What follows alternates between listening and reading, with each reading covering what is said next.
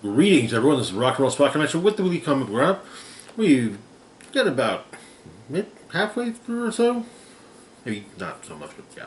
Anyway, let's get started kicking this off. We've got Avengers Forever number 13, part of the Avengers Assemble crossover.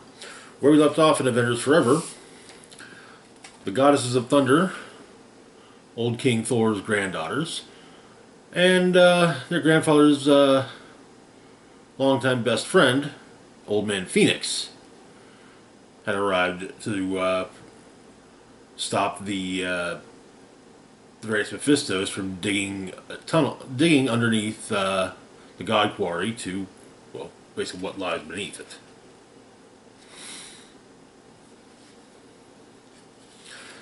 So we open up with Mystique killing Old Man Phoenix and taking the Phoenix Force for herself. This is basically showing how that particular Dark Phoenix that was part of the Multiversal Masters of Evil came to be. When she did this, she basically blew up Old Man Phoenix's body, which is why earlier in the series his arm landed in Asgard. So the Goddesses of Thunder go and retrieve his head from Mangog. Though while that's going on, while they've been searching for the pieces of Logan, they've been finding Mjolnirs have been drawn to them. At the God Quarry, Old Man Phoenix, now put back together, basically tears through the bowels of the cave, while we get some character studies on the Goddesses of Thunder. Turns out that Frigg is the oldest, most commanding, with a voice that out-thundered the storm. A god who even gods will follow. Latest in a long line of Asgardian kings and all-mothers. I can't entirely...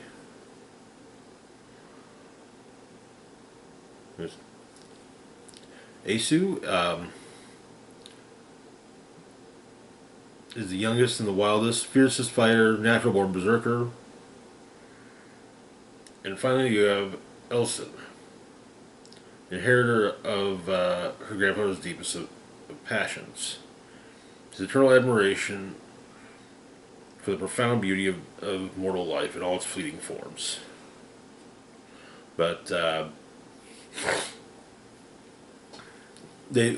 thing that the Goddesses of Thunder have been doing is basically tethering all of these Mjolnirs to their ship, and well, Elson frees them, basically dropping Mjolnir bombs on the Mephistos who retreat.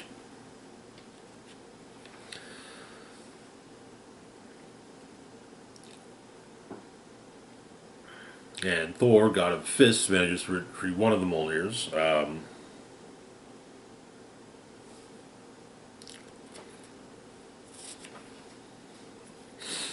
Old Man Phoenix runs into one of the very obviously Cap Wolverine nuke combo, and this is like, really? At least one of the Caps picked up a hammer, or picked up one of the Mjolnirs.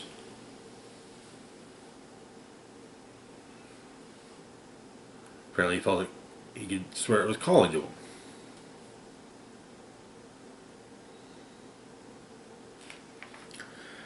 But something's going wrong when alarms are going off the tower as Doom Living Planet slams into it. And Doom orders his Dooms to attack. When Avenger Prime arrives upon the scene.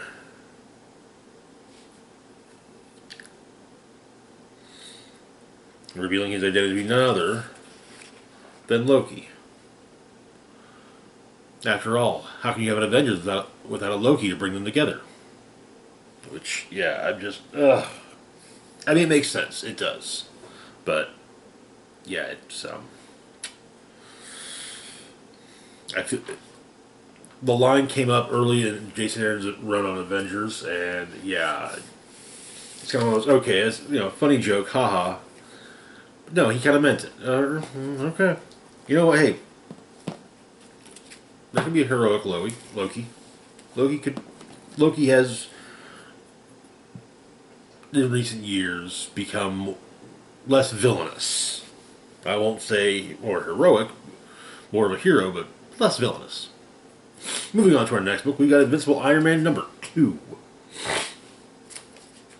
Where we left off, it seemed that Tony Stark had fallen off the wagon pretty hard. But Ironheart finds him. Apparently he was trending on TikTok. Takes him home. There's a toxin inside. His armor detects a toxin. Then he kind of sleeps it off. Someone is watching reports about Iron Man stock, or Stark Unlimited stock price. It's Fei Long. During a Stark Unlimited press conference, the Living Laser busts out of the building, making claims that Tony Stark imprisoned him. Ironheart and Iron Man see this on the news, armor up, and head out. Apparently, he's at where the old Avengers Mansion, which is now a luxury hotel.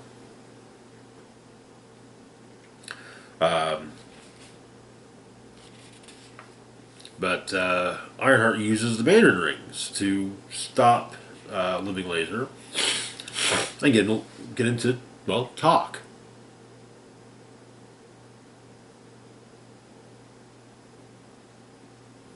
And it's about what's going on. And apparently,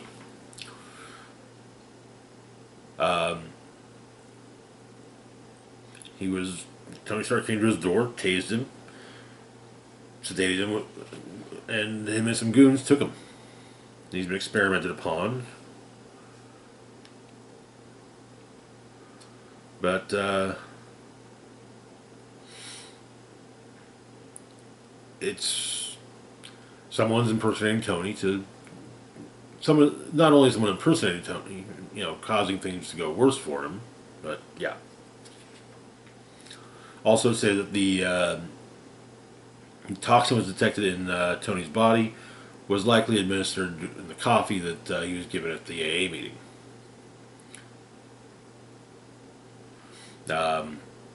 Living Laser escapes, and also adds that when they find whoever did this, he wants in. Which leading Iron Man to basically say, did he really just zap us one more time and then request a team up? The Ironheart points out that it shows a little personal growth. However, Tony adds that anyone tries that there's a secret poison pill to prevent any takeover of the company. A man by the name of Zhang Wei, who is apparently in his office with a hole burned through his chest and his office chair. And that is where the issue ends. Now, some of the recent previews have, over the last few months, have kind of given us a little bit of information. One, that Fei Long is now the new Iron Man bad guy. It seems that Fei Long is going to be taking over Stark Industries, including Stark's arm, basically laying claim to all of Stark's tech, saying, no, I own the company, that's company property, it's mine. Fei Long was introduced in X-Men. He's a human supremacist who has opted to work with Orcus.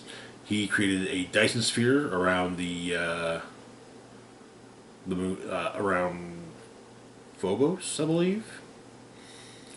And him and Stark had a rather icy encounter at the Hellfire Gala last year. Moving on, though, to our next book, we have Wasp #1, celebrating the 30th anniversary of the Wasp. This will be it's a similar, 60th, not 30th, 60th anniversary. This is similar in some ways to the Ant-Man miniseries that came out last year. But we get a rehash of Janet's origin, her getting her powers, and it turns out that she is basically turning her dad's old lab into a bar, and she wants there to be a room set aside specifically for superheroes. You know, someplace they can talk shop and whatnot. Also, tending the bar is none other than Edward Jarvis, longtime Avengers butler. Turns out, so with the law that Kingpin put in place, prohibiting use of superpowers or basically superheroes from being superheroes in the city, she has to basically let the since she's gonna be flying across town to see her daughter, she does have to let the mayor know.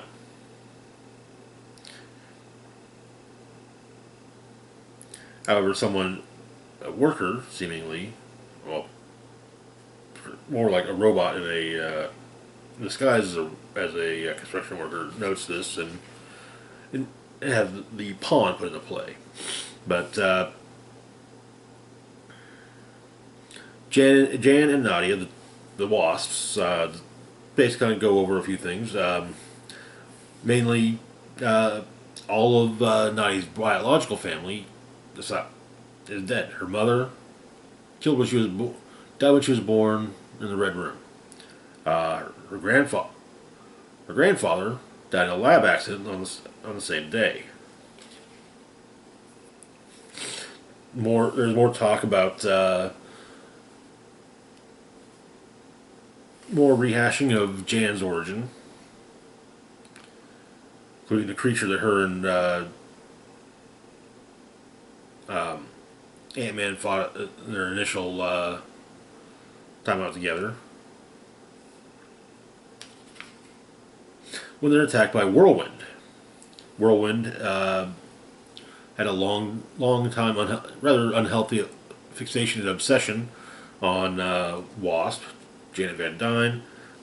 However, it turns out he's going to therapy. Most recently, we saw him in the X-Men Annual trying to, at the very least, steal Krakoa medicines or blow up at the very least, or if that failed, blowing up a hospital during a hurricane.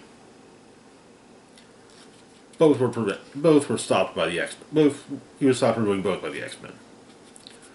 But apparently,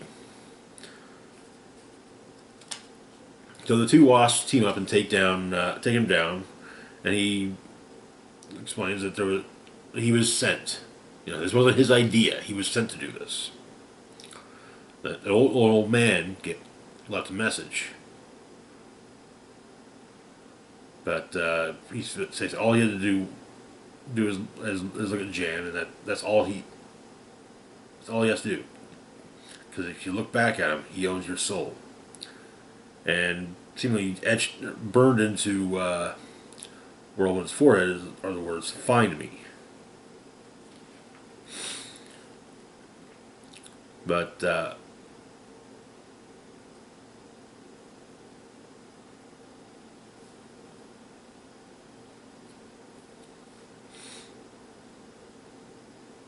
turns out that Wasp's father or the second Wasp's father is apparently somewhat alive, but the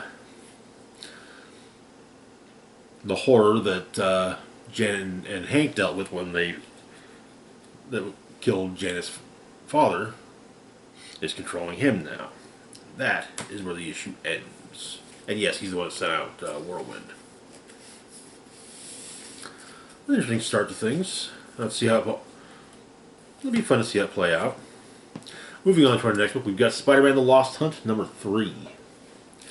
Where we left off, Peter Parker had been largely was about to be killed by Gregor, who had been Craven's closest ally, when a woman appeared to stop him.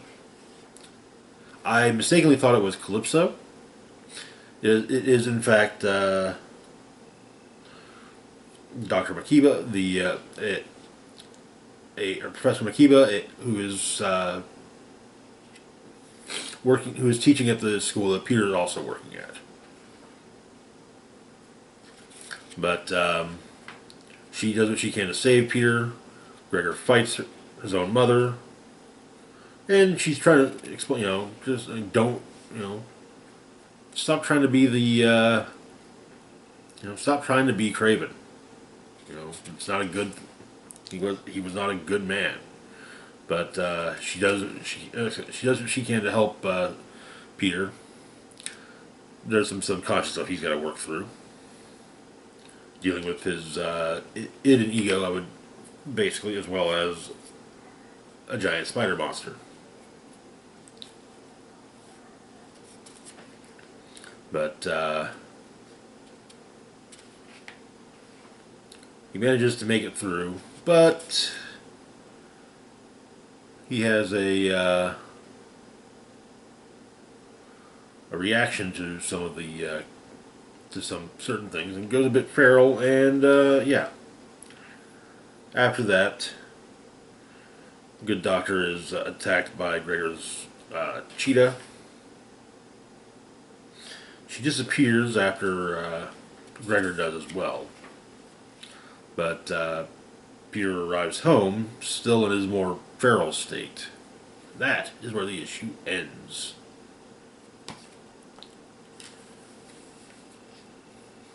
I'm actually really liking this miniseries, and to be fair, much more than our last book for the moment.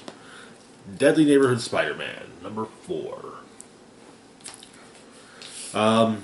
Where we left off, Peter ended up in the I want to say dream realm.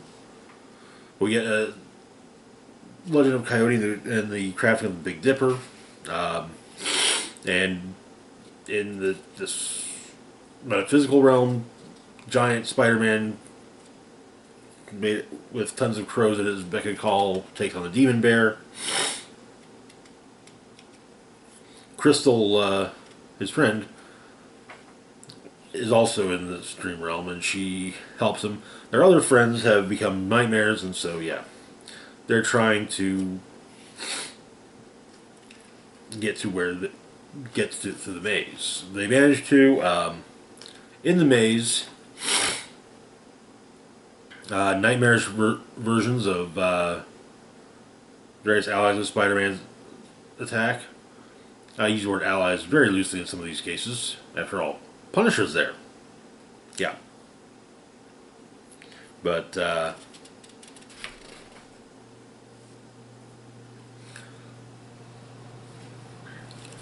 they deal with these creatures.